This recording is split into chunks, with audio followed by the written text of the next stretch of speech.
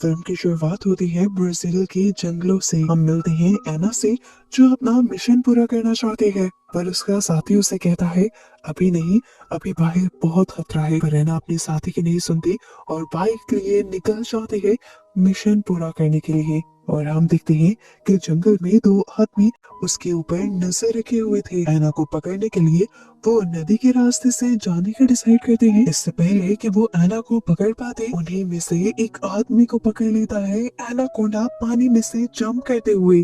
और इसी के साथ यहाँ से सीन कट होकर हमें कैलिफोर्निया का सीन दिखाया जाता है। हम एक फिल्म डायरेक्टर डॉग को देखते हैं, जो किसी को फिल्म की स्टोरी एक्सप्लेन कर रहा था, जिस फिल्म में एक कपल एक मॉन्स्टर क्रिएचर से लड़ेंगे और लड़की बेदर्दी से उस क्रिएचर को मारकर जीत जाएगी। लेकिन उसके सामने बैठे हुए लोगों को उसका ये आइडिया पसंद नहीं आता, क्योंकि पता चलता है कि डक एक वेडिंग फोटोग्राफर है और वो कपल चाहता है कि डक उनकी अच्छी सी प्यारी सी वीडियो बनाए।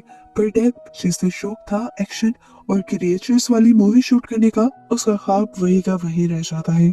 खैर, इससे बाद हम मिलते हैं रोनाल्ड से। रोनाल्ड हॉलीवुड में एक स्ट्रगलिंग एक्टर है और आज भी उसे डॉक्टर का एक छोटा सा रोल मिला था, जिसे वो कई टेक्स के बाद भी अच्छे से परफॉर्म नहीं कर पाता, तो उसे काम से निकाल दिया जाता है। स्टूडियो से बाहर जाते हुए रोनाल्ड एनाकोंडा मूवी का एक पोस्टर देखता है, जो कि अब रिलीज होने वाली थी 1997 के बाद। इसके बाद मूवी में 2 दिन गुजर जाते हैं और हम डक के घर डक की सरप्राइज बर्थडे पार्टी देखते हैं। इस पार्टी में डक के सभी बचपन के दोस्त भी आए थे और इसी पार्टी में हम रोनाल्ड को भी देखते हैं और पता चलता है कि वो भी डक का बचपन का दोस्त है। बचपन में इन 4 दोस्तों का ग्रुप हुआ करता था। उन चारों में से डक और रोनाल्ड तो अपने लाइफ में स्ट्रगल कर रहे थे, पर उनके बाकी दोनों दोस्त कैनी और क्लैरी दोनों ही अपनी लाइफ में सक्सेसफुल थे। लेकिन इस टाइम मिलने पर ऐसा ही लगता है कि जैसे ये चारों पहले जैसे दोस्त हो। रोनाल्ड ने प्लान किया था कि डक की बर्थडे पर ये लोग डक की ही डायरेक्ट की हुई फिल्म देखेंगे, जो हाई स्कूल टाइम पर इन चारों ने मिलकर बनाई थी। रोनाल्ड जिसमें हीरो बना था और उसने उस खतरनाक क्रिएचर से लड़ना था।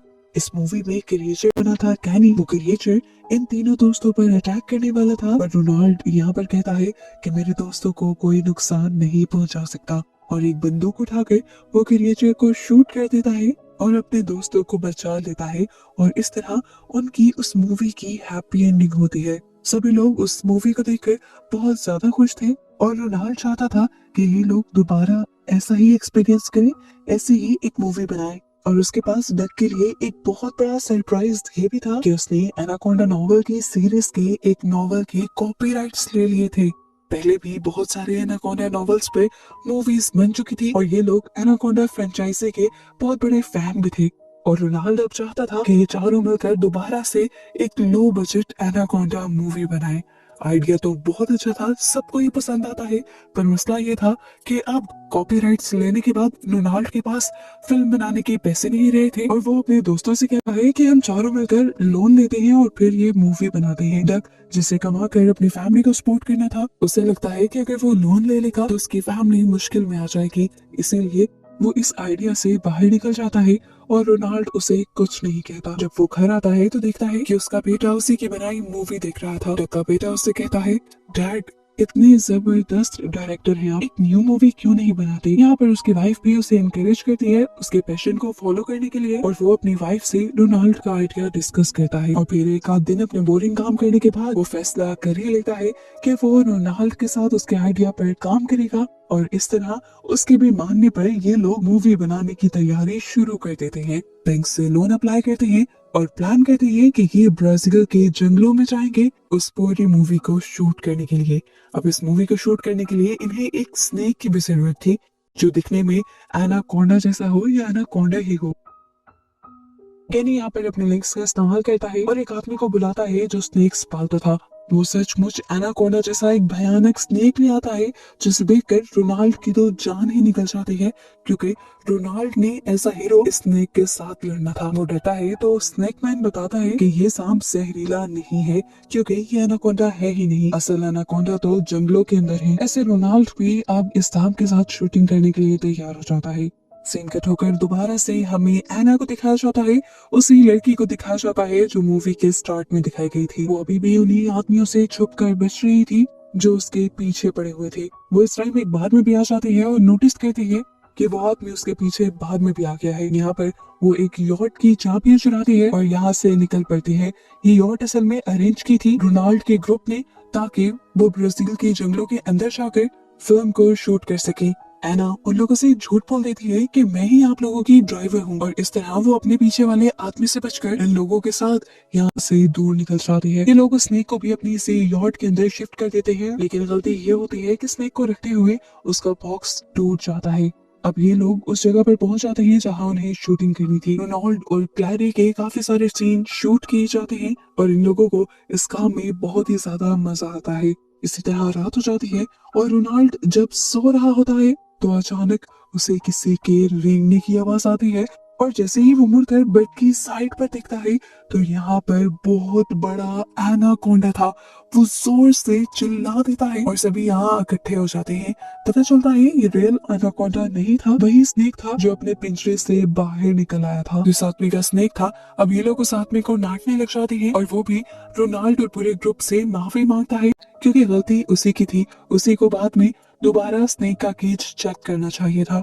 वो अब उन लोगों से कहता है कि आइंदा ये स्नेक आपको कभी तंग नहीं करेगा, इसकी जिम्मेदारी मैं लेता हूँ। फिर सुबह हो जाती है और दिखाया जाता है कि रोनाल्ड को आज उसी स्नेक के साथ शूट करना था, लेकिन रोनाल्ड बहुत ही ज्यादा डरा हुआ था। सीन ऐसा था कि रोनाल्ड को स्नेक को खुद अपने हाथों से पकड़ना था और साथ ही अपनी फ्रेंड क्लैरी से कुछ डायलॉग्स में बोलने थे, पर सांप की डर की वजह से वो ना तो अपने डायलॉग्स ठीक से डिलीवर कर पाता है, यहाँ तक कि वो तो पूरा सीन भी कंप्लीट नहीं कर पाता और स्नेक को पानी के अंदर फेंक देता है और स्नेक बोट के नीचे वाले फैन से टकरा कर क्रैश हो जाता है और मर जाता है। ये देखकर सभी लोग बहुत ज्यादा दुखी होते हैं, पर ये लोग कर भी कह सकते थे।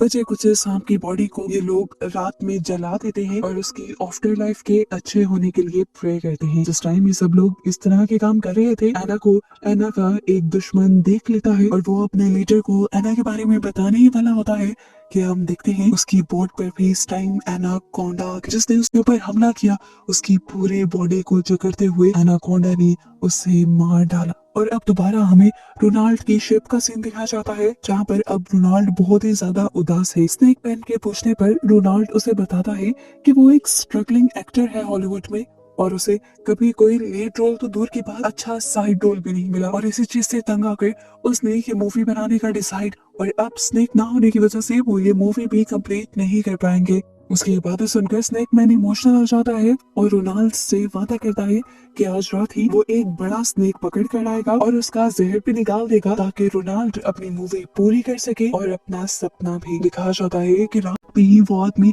जंगल में निकल जाता है इस मिशन के लिए। एनाकोंडा उसे पलक झपकने का वक्त नहीं देता और उसे पकड़ के नदी के अंदर खींच लेता है और उसकी बॉडी के इर्द गिर्द अपने आप को लपेटते हुए उसका दम निकाल कर उसे मार देता है।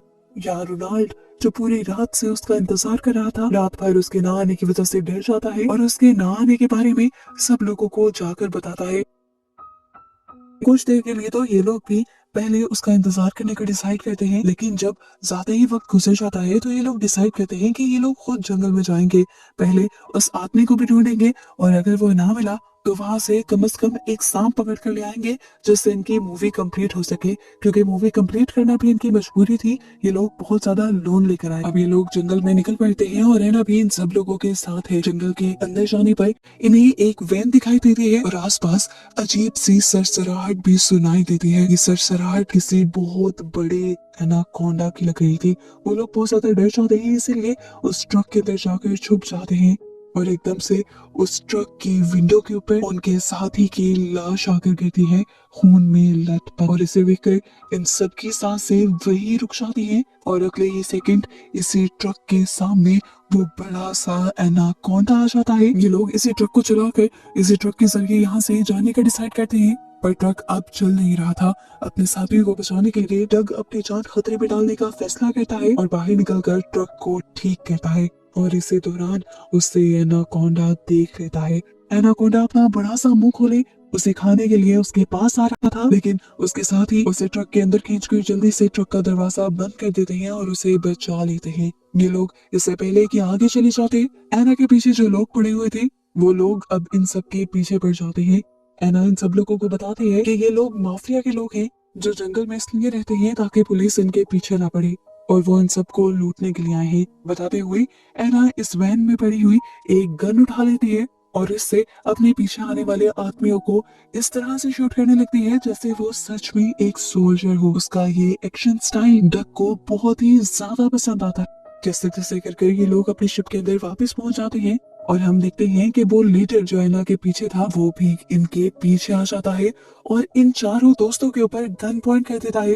लेकिन ठीक वक्त पर पीछे से एना आकर एक बंदूक उसके सर पर मारती है और उसे बेहोश कर देती है, जिसके बाद वो चारों लोगों को बताती है कि अब उनका यहाँ रहना ठीक नहीं है और उन्हें अपनी जान बचाने के लिए इस आइलैंड से चले जाना चाहिए। वो रोनाल्ड और डक से डिस्कस करती है कि वो कैसे इन लोगों को जल्द से जल्द इस जंगल से और आइलैंड से बाहर निकाल देगी ताकि ये लोग फ्लाइट लेकर अपने घरों में वापस जा सकें। लेकिन डक और रोनाल्ड उनसे कहते हैं कि हम वापस नहीं जाना चाहते क्योंकि हम बहुत बड़ा लोन लेकर यहाँ तक आए हैं और मूवी बनाए बगैर तो वापस बिल्कुल नहीं जाएंगे। अब कहने को तो एना एक ड्राइवर थी, उसे इन लोगों की बात माननी पड़ती है और इनके साथ रुकना पड़ता है। हम देखते हैं पूरी रात डक लैपटॉप पे बैठ कर स्क्रिप्ट पर वर्क करता है और रोनाल्ड के सारे मेन रोल एना को दे देता है क्योंकि एना का स्टाइल बहुत ही ज्यादा जबरदस्त था और उसे लग रहा था कि अगर एना मूवी में मेन रोल करे तो मूवी सुपर डुपर हिट चली जाएगी। सुबह होते ही वो अपनी स्क्रिप्ट सभी लोगों को दिखाता है और बताता है कि उसने एना को लीड रोल इसीलिए दिया है ताकि उनकी मूवी जल्द ही ऑस्कर में नॉमिनेट भी हो जाए, क्योंकि जिन मूवीज में लीड रोल एक लड़की के पास होता है और वो एक्शन कहती है तो उसे ऑस्कर मिलने के चांसेस बढ़ जाते हैं। सभी लोगों को उसका आइडिया बहुत ही ज्यादा पसंद आ रहा था और नई स्क्रिप्ट भी। रोनाल्ड और क्लैरी पूछते हैं कि हमारा इसमें क्या रोल होगा। डक बताता है कि तुम और क्लैरी इस जंगल में खजाना ढूंढने के लिए आओगे और तुम्हारे पीछे एनाकोंडास पड़ जाएंगे और तब एना तुम सब लोगों को बचाएगी। आइडिया पसंद आने के बाद सब लोग नई स्क्रिप्ट पर शूटिंग स्टार्ट कर देते हैं और डग एना के बहुत सारे सीन्स शूट करता है और ये देखते हुए अब रोनाल्ड और क्लैरी को गुस्सा आ जाता है क्योंकि डक अपने ही दोस्तों पर ध्यान नहीं दे रहा था, वो उनको भूल गया था। उन्हें ये भी एहसास हो रहा था कि जितने सीन्स उसने एना के शूट कर लिए थे अब उसके बाद इन दोनों का कैरेक्टर बहुत ही छोटा लगने वाला था। पर डग उसे कहता है मैं जो कर रहा हूँ हम सबकी भलाई के लिए कर रहा हूँ, हमें इस मूवी को हिट बनाना है। और आना क्योंकि सच में स्टंट करती है तो वो स्क्रीन पर बहुत ज्यादा नेचुरल लगेगी। इस मर्तबा ये बातें सुनकर रोनाल्ड को और भी ज्यादा गुस्सा आ जाता है और वो डक पर भड़क जाता है और कहता है कि ये मेरा आइडिया था, तुम इस तरह इसका इस्तेमाल नहीं कर सकते मेरे बगैर। ये लोग यहाँ पर बहस कर ही रहे थे कि इतने में देखते हैं कि इनके करीब से एक बहुत बड़ी शिप गुजरती है जिसके अंदर बहुत फेमस हॉलीवुड एक्टर्स भी थे और ये शिप स्पेशली शूटिंग के लिए तैयार की गई थी। इसके ऊपर एनाकोंडा का ही पोस्टर लगा हुआ था और यहाँ पर रोनाल्ड का एक बहुत बड़ा भांडा फूटता है कि जिस मूवी के और जिस नॉवेल के राइट्स लेने की वो बात कर रहा था वो राइट्स इनके पास थे ही नहीं। वो राइट्स असल में सोनी कंपनी के पास थे और वही अब वो मूवी बना रहे थे। ये जानकर रोनाल्ड के तीनों दोस्त बिल्कुल टूट जाते हैं क्योंकि वो अपना सब कुछ इस मूवी के पीछे लुटा बैठे थे। सब लोग रोनाल्ड पर गुस्सा थे कि उसके झूठ की वजह से उनका बहुत बड़ा नुकसान हो गया था, पर रोनाल्ड उनसे कहता है कि मेरे झूठ की वजह से तुम्हारी लाइफ बदलने लगी। अगर मैं ये आइडिया ना देता तुम आज यहाँ ना होते, अपनी बोरिंग वीडियोस बना रहे होते और टैनी और क्लैरी भी अपनी फजूल सी जॉब में बिजी होते। इनकी बातें सुन सुनकर रोनाल्ड गुस्सा हो जाता है और अकेले ही यहाँ से निकलने का फैसला करता है। उसने डिसाइड कर लिया था कि अब वो सोनी वालों के पास ही जाएगा और उन्हीं के साथ मूवी बनाएगा चाहे उसे छोटा मोटा रोल ही मिले। वो अपने दोस्तों को छोड़ जाता है और ये लोग भी यहाँ से जाने का डिसाइड करते हैं। अब रोनाल्ड थोड़ा ही आगे गया था कि उसने देखा कि अभी कुछ देर पहले जो बहुत बड़ी सी शिप यहाँ पर आई थी वो तहस नहस हुई हुई थी। यहाँ पर एक अजीब सा हंगामा भी था। वो समझ नहीं पाता कि यहाँ पर क्या हुआ। अब उसके सामने असिस्टेंट डायरेक्टर आती है जो उसे देखकर काफी एक्साइटेड हुई थी जैसे रोनाल्ड उसे किसी चीज से बचाने आया हो। असिस्टेंट डायरेक्टर उसके लिए हाथ हिलाती है और इससे पहले कि रोनाल्ड उसके पास जाकर उसकी मदद कर देता, एक बड़ा सा एनाकोंडा 1 मिलीसेकंड में उस असिस्टेंट डायरेक्टर को झपट कर निकल जाता है और ये देखकर रोनाल्ड की जान निकल जाती है और वो फौरन अपनी बोट के लिए वापस निकल जाता है। यहाँ पर रोनाल्ड की शिप पर बाकी सभी लोग अभी तक लड़ रहे थे क्योंकि डग की वजह से रोनाल्ड यहाँ से चला गया था और डग इस चीज पर जिद कर रहा था कि वो एना के साथ ही इस फिल्म की शूटिंग को कंप्लीट करेगा, लेकिन उसके दोस्त ऐसा करने के लिए तैयार नहीं थे। अभी ये लोग इस बात से अनजान थे कि एना तो फिल्म शूट करना ही नहीं चाहती थी। वो अभी भी अपनी किसी मिशन पर थी, इसलिए वो इन लोगों को गन पॉइंट पर ले लेती है और अपने साथ जंगल में ले जाती है। और हमें पता चलता है कि एना एक इलीगल गोल्ड माइनर थी और वो इन सबको भी गोल्ड माइन करने को कह रही थी। ये लोग जब काफी सारा सामान लेकर इस बोट पर वापस आते हैं तो देखते हैं कि इन लोगों ने काफी सारा सोना इकट्ठा कर लिया था। एना अभी भी इन्हें गन पॉइंट पर लिए हुए थी और तभी इसी बोट पर दोबारा वही आदमी आ जाता है जो मूवी के स्टार्ट से एना के पीछे था। ये असल में पुलिस ऑफिसर है और एना को पकड़ना चाहता है क्योंकि एना जबरदस्ती इस जंगलों का खजाना चुरा रही है। इससे पहले कि वो एना के ऊपर गोली चलाता, जंगलों के अंदर छुपा हुआ रोनाल्ड, जिसे यहाँ का कुछ भी नहीं पता, वही उस ऑफिसर के ऊपर गोली चला देता है, जिसकी वजह से ऑफिसर जख्मी होकर नीचे गिर जाता है और मौके का फायदा उठाकर एना गोली मारकर उसे जान से ही मार देती है। इसके बाद वो दोबारा सब लोगों को गन पॉइंट पे ले लेती है और जबरदस्ती उनसे काम करवाने की डिमांड करती है। और इसी टाइम पर दोबारा पहले की तरह पानी के अंदर से एनाकोंडा जंप करते हुए बाहर निकलता है और पूरा का पूरा एना को अपने मुंह में निकलते हुए यहाँ से ले जाता है। और यहाँ पर एना का भी किस्सा खत्म हो जाता है। इन तीनों के सामने ये पहली मर्तबा हुआ था। ये नजारा देखकर इनकी जान निकल गई थी। ये लोग भागने के लिए जंगल की तरफ जाते हैं तो वहाँ इन्हें रोनाल्ड भी मिल जाता है। अब पैनिक हुए ये लोग जंगल में भागते भागते जंगल में खो जाते हैं। बाहर जाने का इन्हें रास्ता नजर नहीं आता और जब ये लोग पैनिक होकर शोर मचाने लगते हैं तो दोबारा एनाकोंडा यहाँ पर आ जाता है और ऊपर की तरफ से डक के ऊपर हमला करके डक की आधी बॉडी को मुंह में डालते हुए यहाँ से ले जाता है। बस ये देखना था कि तीनों दोस्त टूट गए, उनका दोस्त मर गया था। वो बहुत ज्यादा दुखी थे, शौक में वो यहीं पर खड़े हुए थे। अगले ही सेकंड एनाकोंडा इनके दोस्त की बॉडी को इधर ही फेंक देता है। ये लोग देखते हैं कि खून में लथपथ उनका दोस्त मर चुका है और यहाँ पर बैठकर ये तीनों अपनी जान की परवाह किए बगैर अपने दोस्त की मौत पर रोने लग जाते हैं। काफी देर बाद कैनी सबको होश में लेकर आता है और कहता है अब ये मर गया है लेकिन हम तीनों को अपने आप को बचाना होगा। और अपने आप को बचाने के लिए वो अपनी दोस्त की बॉडी को ही चारे के तौर पर इस्तेमाल करने का डिसाइड करता है और कहता है कि वो इस बॉडी को जंगल में ऐसी जगह पर ले जाएंगे जहाँ एनाकोंडा के आने का खतरा होगा और इस तरह खुद एनाकोंडा से बचकर भागकर निकल जाएंगे। इन्होंने अब डॉग की बॉडी को किसी स्केयर क्रो की तरह फील्ड्स के बिल्कुल दरमियान में लटका दिया और उसके ऊपर एक पिग को भी रख दिया क्योंकि उन्हें लग रहा था कि ये पिग भी मरा हुआ है और मुंह के अंदर इन्होंने उसके एक एनाकोंडा के लिए कि एक परफेक्ट चारा बन चुका था। और इसके बाद ये लोग भाग रहे थे। भागते हुए इन्हें कुछ अजीब सा महसूस होता है, पीछे से किसी के चीखने की आवाज सुनाई देती है। पीछे मुड़कर ये देखते हैं तो इन्हें शौक लगता है कि इनका दोस्त अभी जिंदा था। सिर्फ दोस्त ही जिंदा नहीं था, दोस्त के सर पर जो पिग रखा था वो भी जिंदा था। इससे भी बुरी बात कि एनाकोंडा भी यहाँ पर आ चुका था इन्हें खाने के लिए। डर से इनका बुरा हाल हो जाता है। डॉग भी अपने आप को बचाने के लिए इन सब के साथ भागने लग जाता है पर एनाकोंडा तेजी से उनके पीछे था और वो पिग जो उसके सर पर अभी जाग गया था उससे भी डर लग रहा था डक को। और डक अपने आप को बचाने के लिए अपने ऊपर से उस पिग को उठाकर एनाकोंडा के मुंह के अंदर फेंक देता है और फाइनली ये लोग बचकर यहाँ से निकल जाते हैं। भागते हुए ये लोग आइलैंड पे उसी जगह पर आ गए थे जहाँ पर एनाकोंडा मूवी के लिए सोनी कंपनी ने सेट लगाया था।